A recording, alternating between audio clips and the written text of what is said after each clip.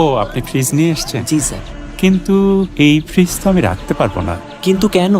আসলে যিনি ডোনেট করছিলেন ওনার একটা সমস্যার কারণে এখন উনি টাকা দিতে পারবেন না। স্যার আমাকে কপালে আর ফ্রিজ নাই। স্যার, আপনি বরং এই ফ্রিজটা নিয়েই যান। এতগুলো বাচ্চার মনে কষ্ট দিয়ে এই ফ্রিজ আমি ফেরত নিতে পারবো না। কিন্তু টাকা? ওটা নিয়ে ভাববেন না, আমি দেখে নেব। জামান সাহেব, ফ্রিজটা ডেলিভারি হয়েছে? জি স্যার। পেমেন্টটা? স্যার, টাকাটা আমি খরচ করে ফেলেছি। মাসে মাসে আমার স্যালারি থেকে কেটে নিন প্লিজ। অফিসের টাকা আপনি ব্যক্তিগত কারণে খরচ করে ফেলেছেন, আপনার তো শাস্তি হবে।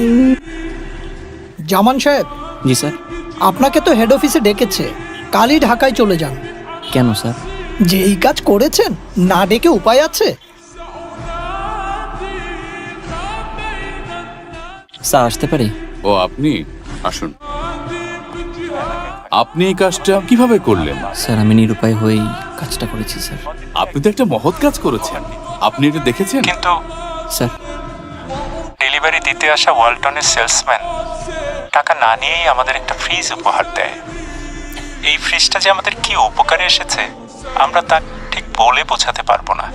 এবং আপনার এই মহৎ কাজের জন্য ওয়ালটন আপনাকে প্রমোশন ও ইনক্রিমেন্ট প্রদান করছে, এবং যে রেফ্রিজারেটরটি আপনি ওদেরকে দিয়ে এসেছেন সেটি ওয়ালটনের পক্ষ থেকে উপহার হিসেবে ওদেরকে দেওয়া হচ্ছে। We are really proud of you. Thank you sir. Proud of you.